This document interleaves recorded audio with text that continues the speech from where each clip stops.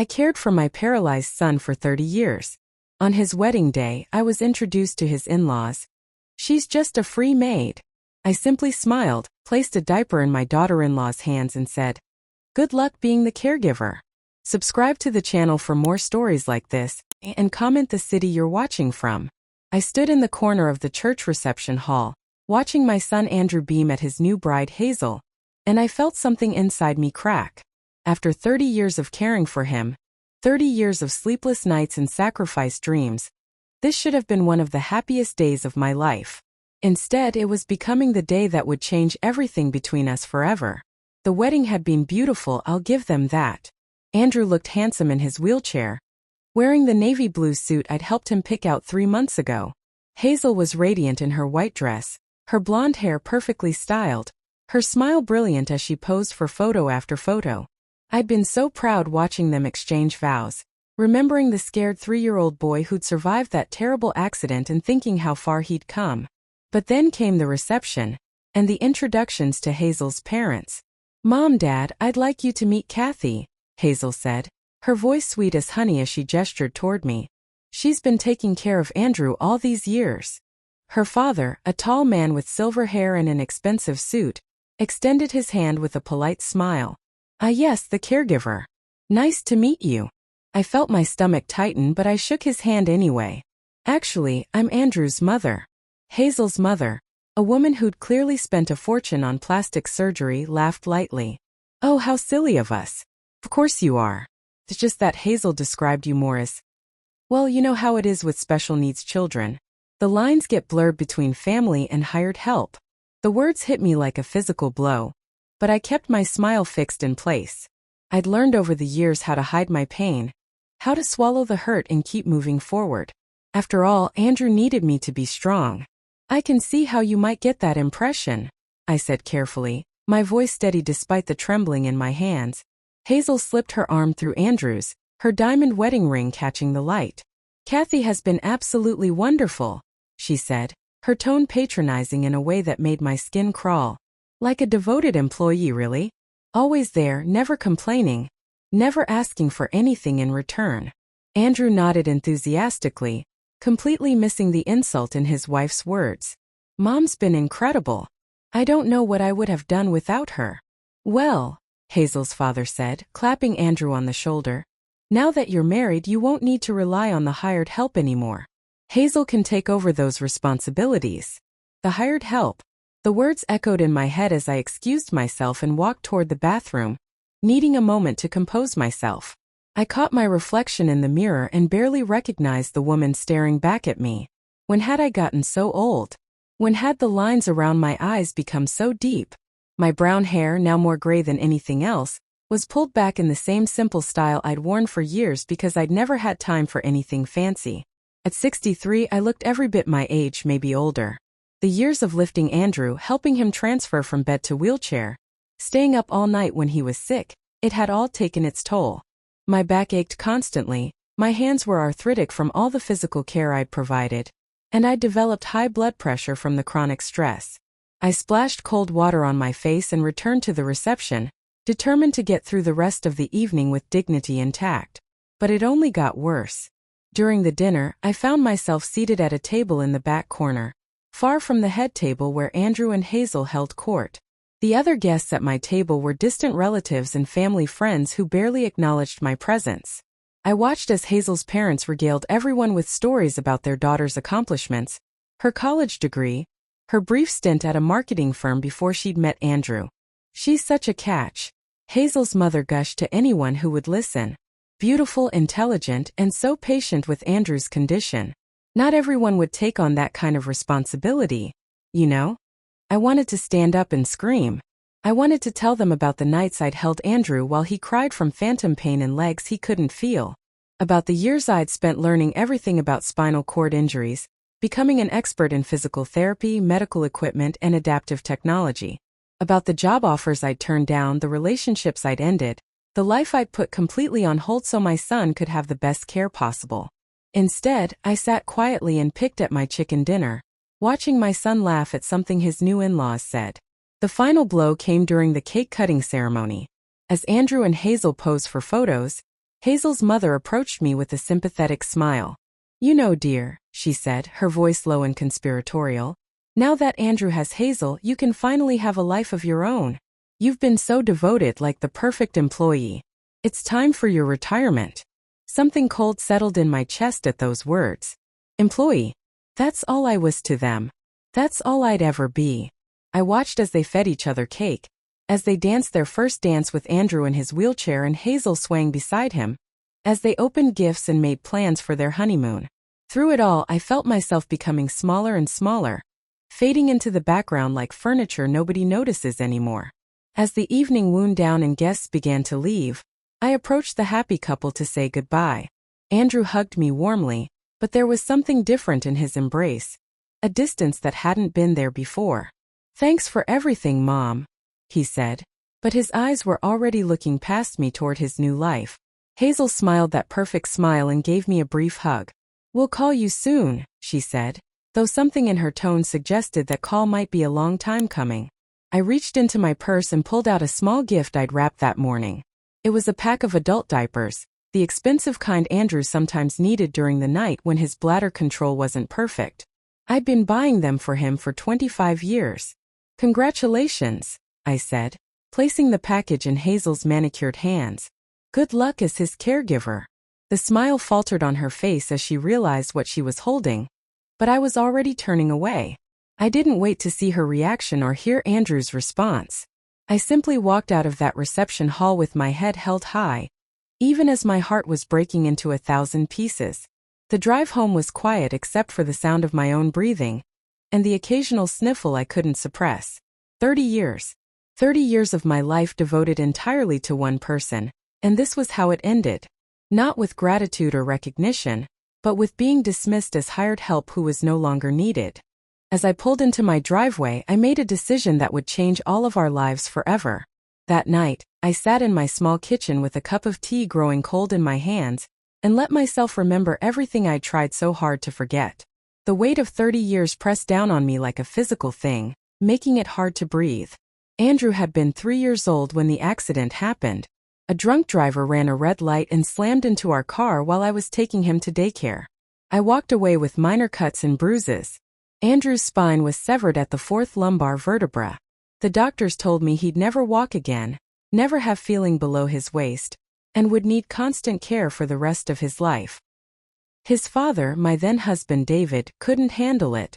He tried, I'll give him credit for that, but watching our beautiful active little boy confined to a wheelchair, dealing with the medical appointments and equipment and endless needs, it broke something in David.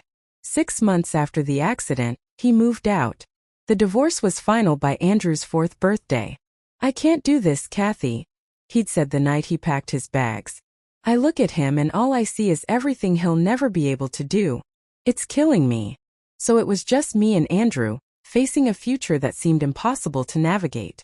I'd been working as a dental hygienist before the accident, a job I loved that paid well and gave me flexible hours.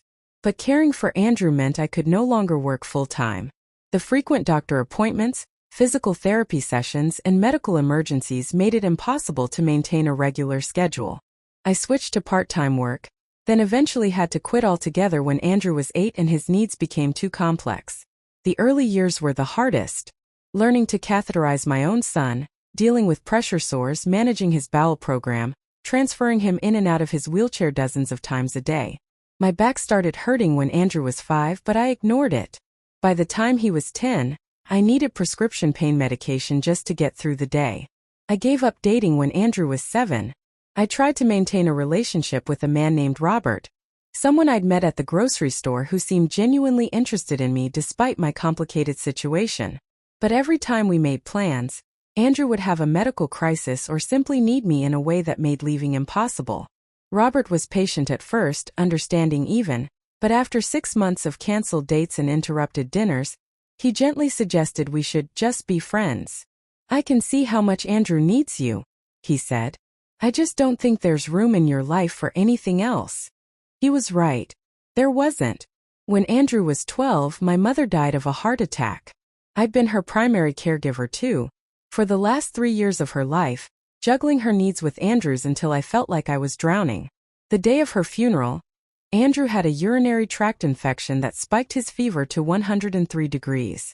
I spent half the service in the hospital emergency room, still wearing my black dress, explaining to yet another doctor about my son's medical history. My sister Linda, who lived in California and visited maybe twice a year, cornered me after the funeral. "You need to think about putting Andrew in a facility," she said. "This isn't healthy for either of you. You're killing yourself and he needs professional care." The suggestion made me furious. "He's my son, not a burden to be dumped somewhere." "I didn't say he was a burden," Linda replied quietly. "But look at yourself, Kathy. When's the last time you did something just for you? When's the last time you went out with friends or took a vacation or even got your hair done?" I couldn't answer because I couldn't remember. As Andrew got older and bigger, the physical demands increased.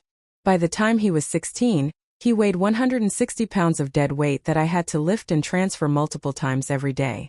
I developed herniated discs in my lower back, carpal tunnel syndrome in both wrists, and chronic fatigue that made every day feel like swimming through molasses.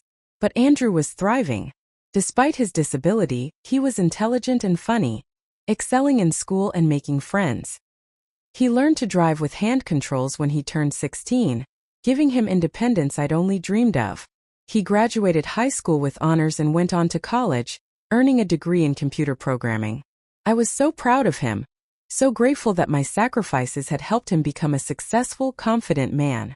Every sleepless night, every ache in my body, every opportunity I'd given up seemed worth it when I watched him achieve things the doctors said would be impossible.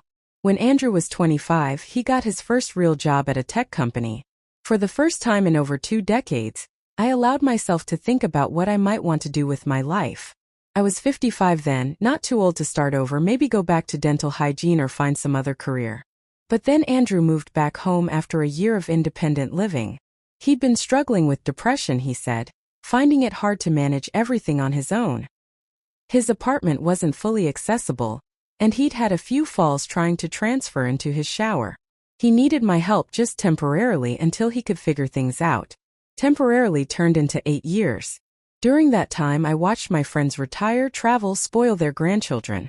I watched them post photos on social media of wine tastings and book clubs and vacations to Europe. I liked their photos and left encouraging comments, but inside I felt like I was watching life through a window, always on the outside looking in. When Andrew met Hazel 2 years ago, I was cautiously optimistic. She seemed nice enough, though I noticed she often made excuses to avoid spending time at our house.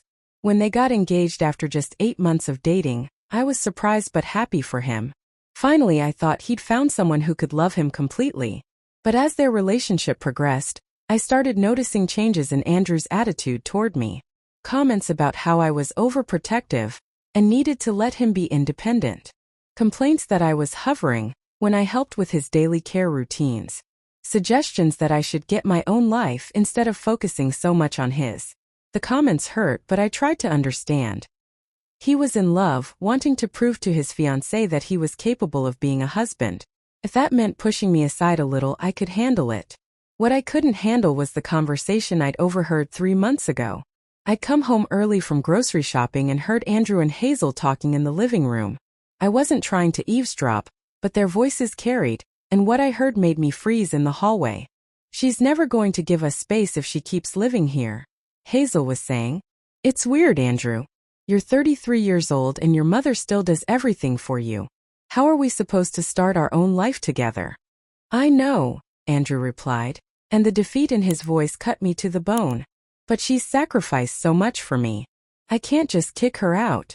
"I'm not saying kick her out," Hazel said, though her tone suggested otherwise.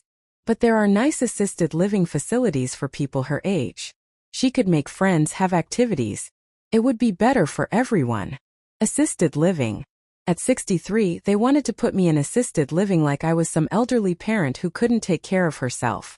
I'd backed quietly out of the house and sat in my car in the driveway for 20 minutes, crying harder than I had since my mother's funeral.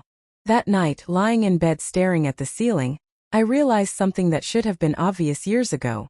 I had given Andrew everything, and in return, he saw me as an obligation to be managed. Now, sitting in my kitchen after the wedding humiliation, I understood that tonight had been their way of preparing everyone for my dismissal. By introducing me as hired help, by emphasizing how I was like an employee who could now retire, they were setting the stage for shipping me off somewhere so they could start their real life together. But they'd made one crucial mistake in their planning. They'd forgotten who really controlled the money. The next morning, I woke up with a clarity I hadn't felt in years. While Andrew and Hazel were probably still sleeping off their wedding celebration, I was already dressed and heading to First National Bank before they opened at 9 o'clock. I sat in my car in the parking lot, watching the employees unlock the doors, and thought about the conversation I'd had with my lawyer 6 months ago. Margaret Chun had been handling my legal affairs for the past 5 years, ever since I'd finally gotten smart about protecting my interests. "Kathy," she'd said during that meeting, "you need to understand something very important about the accounts you manage for Andrew. Legally, you are the primary account holder. The settlement money was awarded to you as his guardian, and you've been managing it in his best interest all these years. But that doesn't mean it belongs to him." At the time, I'd waved off her concerns. "It's his money, Margaret. Everything I do is for him." "I understand that," she'd replied patiently. "But you need to protect yourself. What happens if Andrew gets married and his wife decides you're no longer needed? What happens if they try to push you out of his life? You've spent 30 years caring for him with no salary, no retirement savings, no benefits.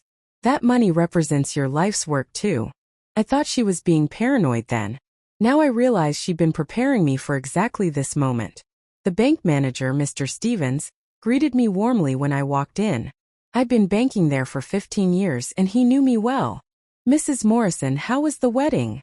he asked with a genuine smile. "It was lovely, thank you," I replied, my voice steady. "But I need to make some changes to the accounts today." He led me to his office and I pulled out the folder I'd brought with me. Inside were copies of all the legal documents related to Andrew's settlement money, the investment accounts I'd built over the years, and the trust funds I'd established.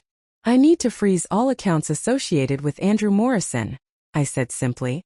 Mr. Stevens' eyebrows rose. "All of them? That's quite a few accounts, Mrs. Morrison. Are you sure?" I nodded. "Every single one. The checking account, the savings, the money market account, the investment portfolio, and the medical fund. I want them all frozen effective immediately." He pulled up the accounts on his computer screen, and I could see the numbers reflecting years of careful financial management. The main checking account had $47,000. The savings account held another $83,000. The money market account contained $125,000. But the real money was in the investment portfolio I'd built over the past 25 years. $2.4 million. That was what 30 years of careful investing, compound interest, and shrewd financial planning had created from the original settlement of $800,000. Every month, I'd put aside money for Andrew's future, building wealth while managing his daily expenses. I'd studied investment strategies, learned about mutual funds and bonds and dividend stocks, turning myself into an expert financial manager because I knew Andrew would need security for the rest of his life. "Mrs. Morrison," Mr. Stevens said carefully, "this is a significant amount of money. Are you certain you want to freeze everything?" "I'm the primary account holder on all of these accounts," I replied. "I have every legal right to freeze them, don't I?" He nodded reluctantly. "Yes, you do. But this will prevent any automatic payments, any access to funds for medical expenses, any—" "I understand the consequences," I interrupted. "Please proceed with the freeze." As he processed the paperwork, I thought about all the automatic payments that would bounce. Andrew's health insurance premium of $600 a month. His physical therapy sessions at $200 twice a week. The payments on his specialized wheelchair, his adaptive equipment, his medications. The rent on the accessible apartment I'd helped him secure 2 years ago when he'd insisted on moving out the first time. Everything would stop. By 10:30 it was done. Every account associated with Andrew's name was locked down tight. The only account that remained active was my personal checking account, which held $800 and my small Social Security payments. I drove home feeling lighter than I had in years, but I knew the reckoning was coming soon. I didn't have to wait long. My phone started ringing at 11:15. "Mom." Andrew's voice was tight with panic. "Something's wrong with my bank account. My card was declined at the pharmacy, and when I called the bank, they said the account was frozen. I took a deep breath. That's correct. Silence stretched between us for a long moment. Then, what do you mean that's correct? What happened? I froze the accounts, Andrew. You what? His voice pitched higher. Why would you do that? I sat down on my couch, looking around the small living room that had been my world for so many years. Because yesterday at your wedding, I was introduced as hired help. Because your new in-laws spoke about me like I was an employee who could finally be retired. Because I realized that after 30 years of sacrifice, you see me as nothing more than a burden to be managed. Mom, that's not. Let me finish, I said firmly. I've spent 3 decades of my life taking care of you, Andrew. I gave up my career, my relationships, my health, my future. I never asked for anything in return except respect and love. Yesterday, I realized I don't have either. That's not true, he protested. I love you, Mom. You know I do. Do you respect me? Another long silence. Do you respect me? I repeated. Of course I do, he said, but his voice lacked conviction. Then why didn't you correct your in-laws when they called me hired help? Why didn't you tell them I'm your mother who sacrificed everything for you? Why did you let your wife describe me as an employee? I could hear Hazel's voice in the background, asking what was happening. Andrew's voice was muffled as he covered the phone to explain. Mom, he said when he came back. Hazel says you're being unreasonable. This is about money, isn't it? You're upset because we didn't include you in the will planning. Will planning. My heart clenched. They'd been making wills without even telling me. What will planning? I asked. We've been talking to a lawyer about setting up our wills now that we're married. Making sure everything goes to the right person if something happens to one of us. And I wasn't included in those discussions? Mom, you don't understand. This is between husband and wife now. Hazel needs to be protected. And what about me? The words came out sharper than I intended. What about the woman who spent 30 years protecting you? What about my protection, Andrew? You're being dramatic. Hazel's voice came through the phone clearly now. She'd obviously taken it from Andrew. We're not trying to hurt you, Kathy. We just think it's time for you to have your own life. There are lovely retirement communities where you could make friends, have activities. I'm 63 years old, Hazel. I'm not ready for a retirement community. Well, you can't live with us forever, she snapped, and I heard the real Hazel for the first time. Andrew needs to focus on his marriage now, not on taking care of his mother. Taking care of his mother. The irony was so bitter I almost laughed. Put Andrew back on the phone, I said quietly. Mom. His voice was small now, uncertain. The accounts will remain frozen until we have a conversation about respect, Andrew.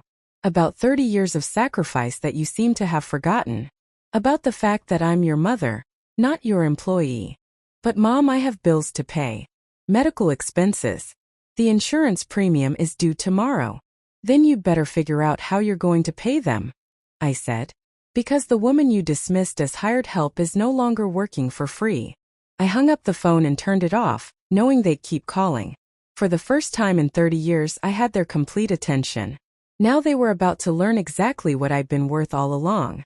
3 days passed before Andrew showed up at my door.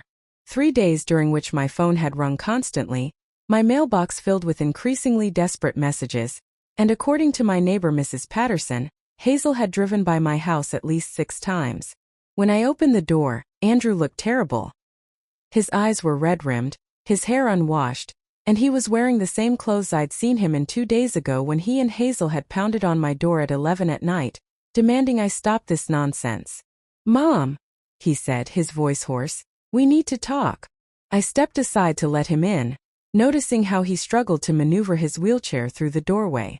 The expensive electric wheelchair I'd researched and purchased for him 3 years ago, using money from his investment account. Where's Hazel? I asked. She's staying at her parents' house for a few days. He couldn't meet my eyes. She says she needs time to think about things. I wasn't surprised. I'd expected Hazel to run the moment she realized there might not be easy access to money. Andrew wheeled himself to the kitchen table where we'd had countless conversations over the years. I poured myself a cup of coffee and sat across from him, waiting. "Mom, I'm sorry about the wedding," he began. "I should have corrected my in-laws when they said those things about you. I should have stood up for you." "Yes, you should have." He winced at my blunt response. I was nervous, and I just wanted everything to go smoothly. I didn't want to cause a scene. "So you threw me under the bus instead." "That's not what I meant to do." His hands twisted in his lap. "You have to understand, Hazel's parents are very particular about social status and appearances. They weren't thrilled about her marrying someone with a disability, and I was trying to prove that I could fit into their world. By denying that I'm your mother? By downplaying the extent of my needs," he said quietly. "They think I'm much more independent than I really am." The admission hung between us like a lead weight. Finally, Andrew was being honest about something. "Mom, please unfreeze the accounts. I can't pay my rent. My insurance lapsed yesterday, and I have a doctor's appointment next week that I can't afford. The pharmacy won't refill my prescriptions without payment." I sipped my coffee, studying my son's face. He looked genuinely distressed, but I also saw something else. The expectation that I would cave, that I would fix everything like I always had. "Do you know where the money comes from, Andrew?" He blinked, confused by the question. "What do you mean?" "The money in those accounts. Do you know where it comes from?" It's my settlement money. From the accident." I shook my head. "That's not entirely accurate. The original settlement was $800,000, awarded when you were 4 years old. Do you know what those accounts contain now?" Andrew shrugged. "I don't know." "More? You've been managing them for years." $2.4 million. His mouth fell open. "What?" $2,400,000, Andrew. That's what careful investing in compound interest can do over 25 years. He stared at me, speechless. "But here's the thing you never understood," I continued. "That money was awarded to me as your legal guardian. I've been managing it in trust for your benefit, but legally it's my money to control."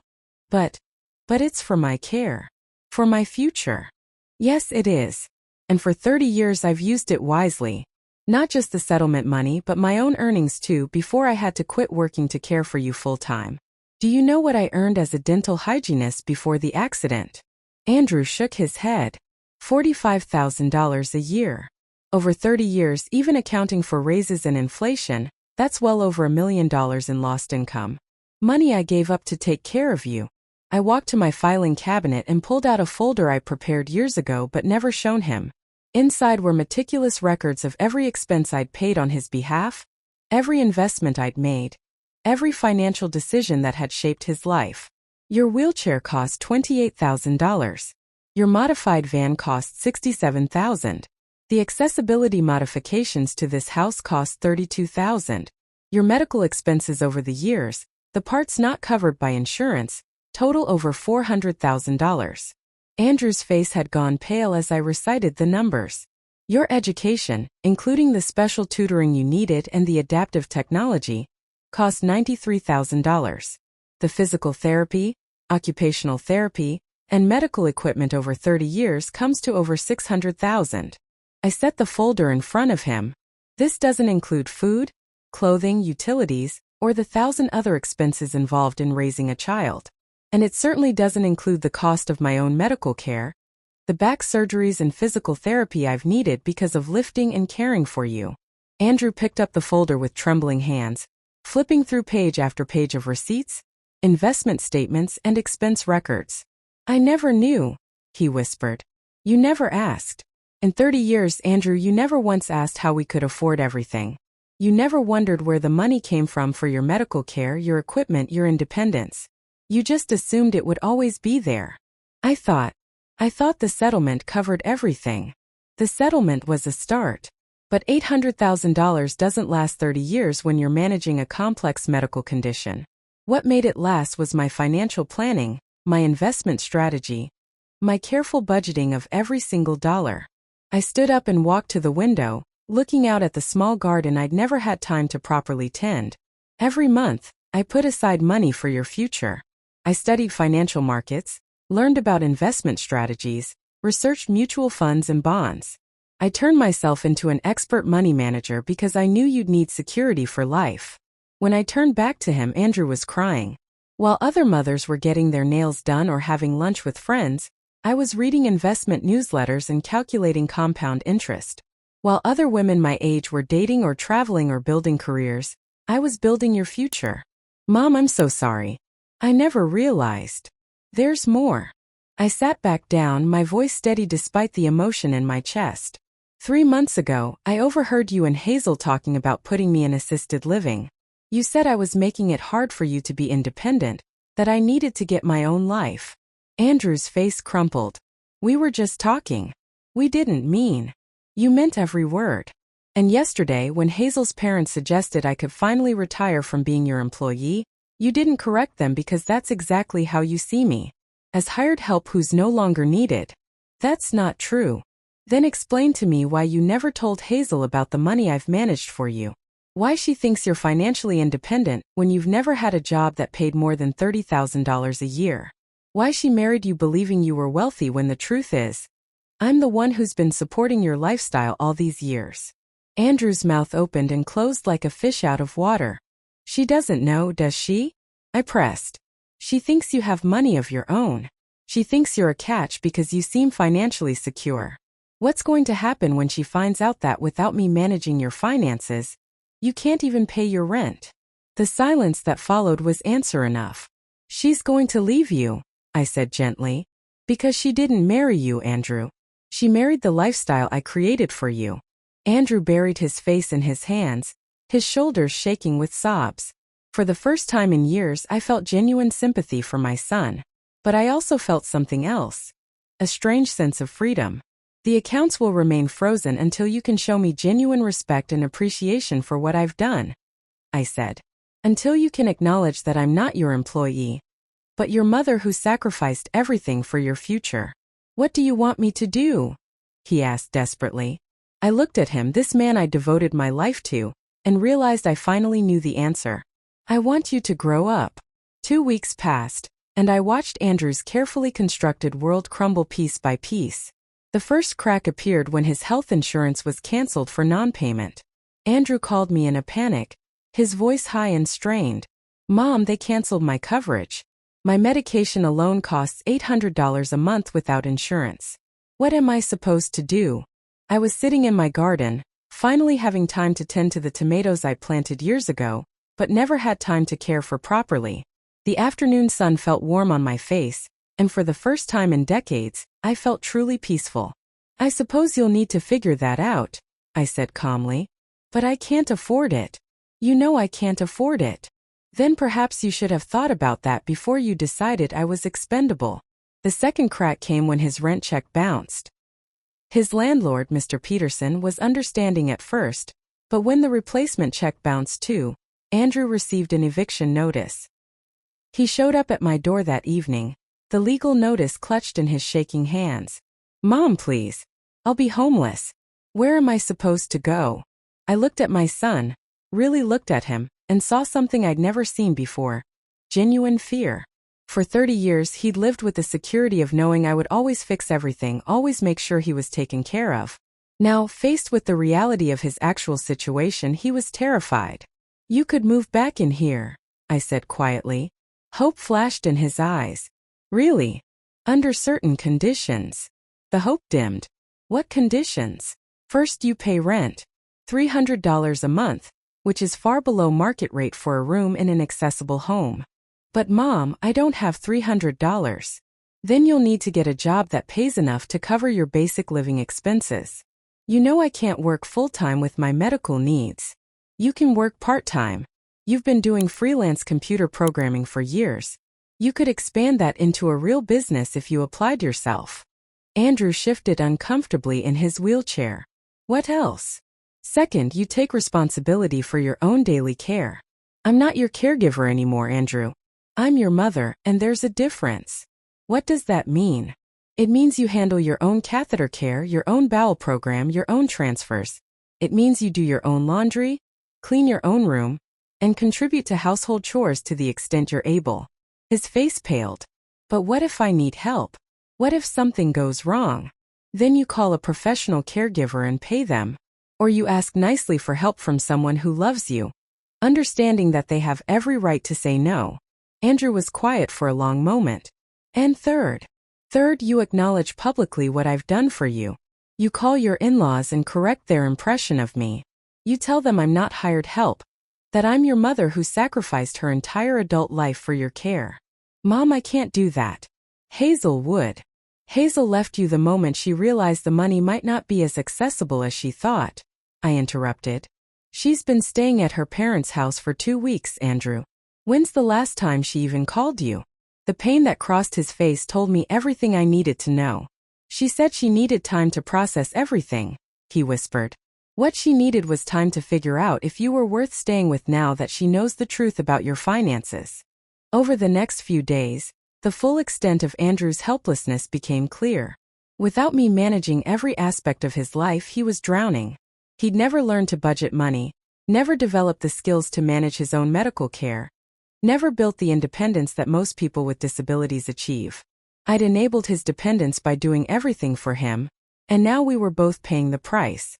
His friend Marcus, another man with a spinal cord injury, came to visit and was shocked by Andrew's situation.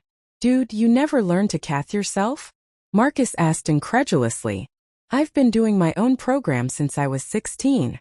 My mom always did it, Andrew mumbled. Your mom? Andrew, you're 33 years old. What happens when she's not around? She's always around. Marcus looked around my small living room, taking in the medical equipment, the accessible modifications, the evidence of a life organized entirely around Andrew's needs.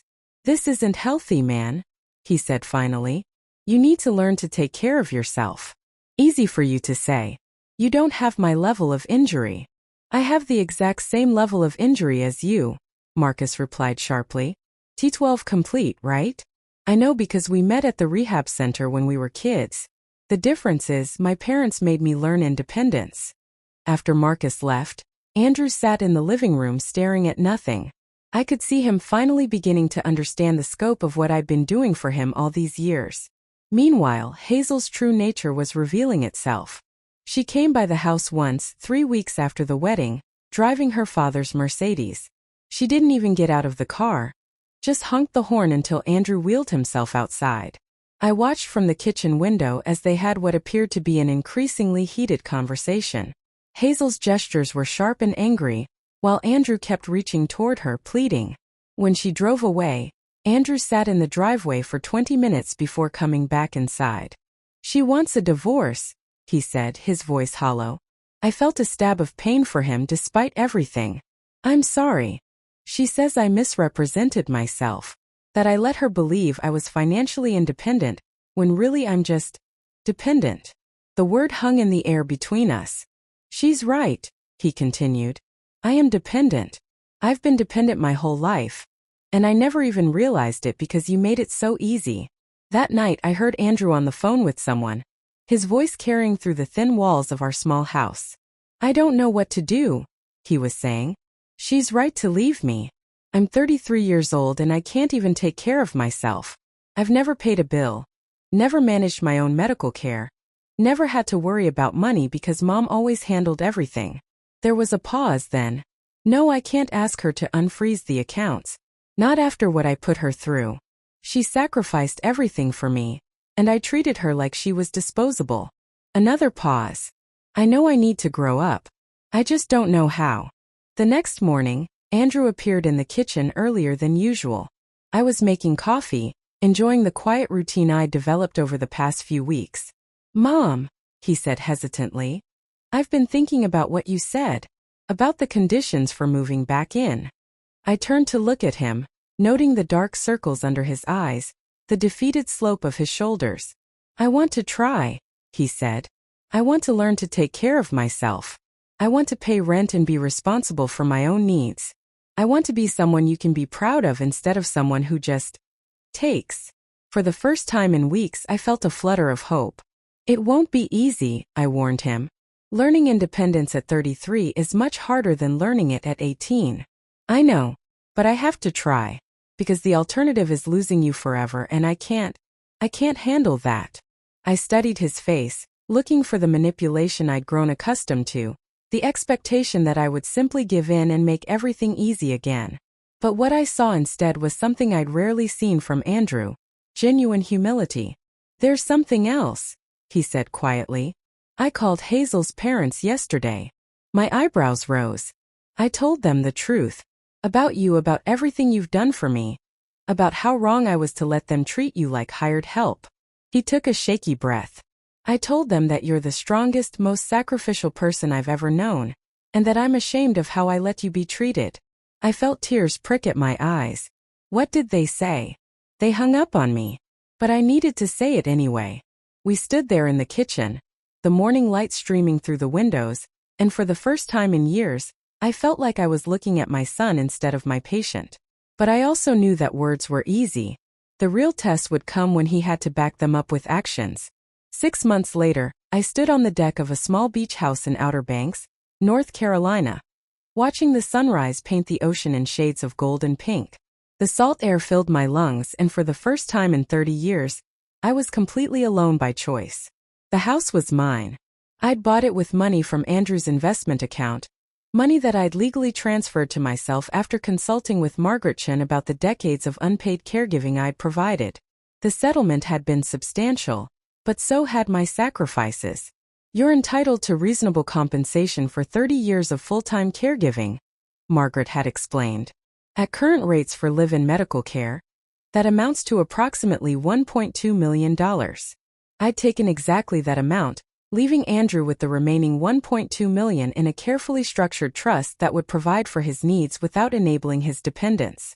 The transition hadn't been easy for either of us. True to his word, Andrew had moved back into my old house and begun the difficult process of learning independence. I'd stayed for 2 months, helping him develop the skills he should have learned decades ago. We'd hired an occupational therapist who specialized in spinal cord injuries to teach him proper self-care techniques. "This is normal stuff that most people learn in rehab," the therapist Janet had told us. "It's never too late to develop independence." Watching Andrew struggle with tasks that seemed impossibly difficult was heartbreaking. The first time he successfully catheterized himself, he cried from relief and pride. When he managed to transfer from his wheelchair to his bed without help, he called me from the other room like a child showing off a new accomplishment. But gradually he got stronger, more confident, more capable. His divorce from Hazel was finalized within 4 months. She'd moved back in with her parents and was already dating someone new. According to the social media posts, Andrew occasionally showed me with a mixture of hurt and relief. "I think she did me a favor," he admitted one day as we worked together in the garden I was finally teaching him to tend. "I would have spent the rest of my life trying to be someone I'm not, just to keep her happy. And now I'm trying to figure out who I actually am." He'd started building his computer programming business, working with clients who needed websites and software solutions. The work was inconsistent at first, but as word spread about his reliability and skill, he began earning enough to cover his basic expenses. "I'm not getting rich," he told me during one of our weekly phone calls after I'd moved to the beach house. "But I'm supporting myself. Actually supporting myself for the first time in my life." The pride in his voice was worth more than any apology he could have offered. I'd structured his trust fund carefully. He received enough each month to cover his essential medical needs and housing costs, but any extras had to come from his own earnings. No more expensive equipment unless he saved for it. No more financial cushion that allowed him to avoid responsibility. "It's like being 18 again," he'd laughed during our last conversation. "Except I'm 34 and finally learning to be an adult." My days in the beach house followed a routine I'd never been able to establish before. I woke up when my body felt rested, not when someone needed care. I made coffee and sat on the deck, watching the ocean and reading books I'd bought for myself instead of medical journals about spinal cord injuries. I joined a book club in town, made friends with my neighbors, and started volunteering at a literacy program for adults. For the first time in decades, I had interests in activities that had nothing to do with caregiving. The physical changes in my body were remarkable. Without the constant stress of lifting and transfers, my back pain had diminished significantly. I'd started taking yoga classes and discovered muscles I'd forgotten I had. My blood pressure had normalized, and I was sleeping through the night for the first time in 30 years. But the emotional changes were even more profound. I'd spent so many years defining myself entirely through Andrew's needs that I'd forgotten who I was as an individual person. Slowly, carefully, I was rediscovering Kathy Morrison. Not Andrew's caregiver, not Andrew's mother, just Kathy.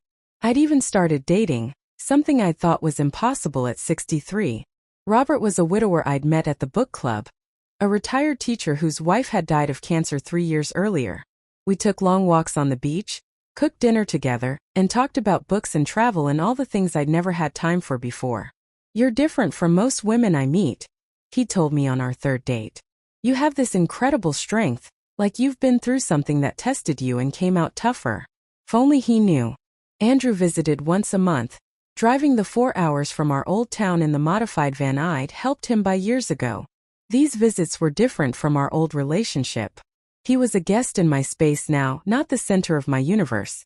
We talked about his work, my new life, the books we were both reading, his slowly developing social life.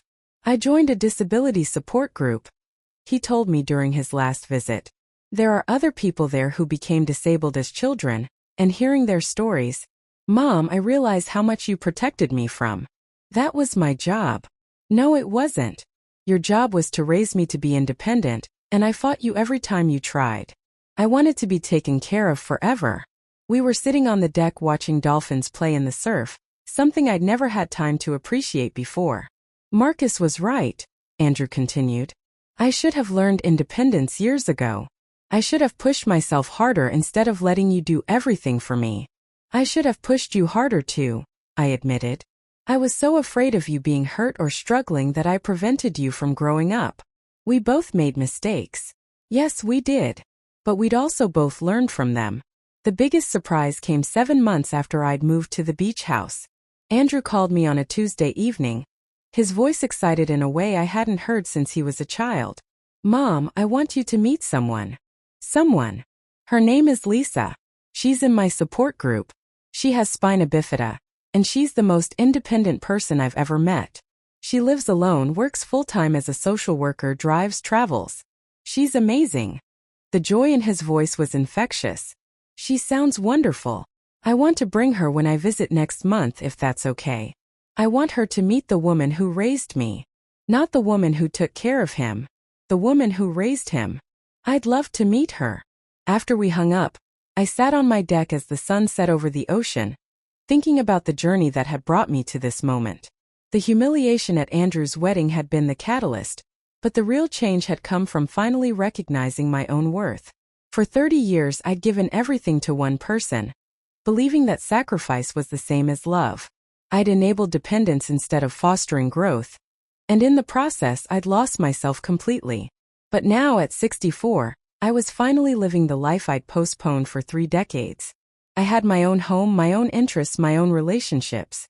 I had a son who respected and appreciated me, who was building his own independent life with the skills I should have taught him years ago.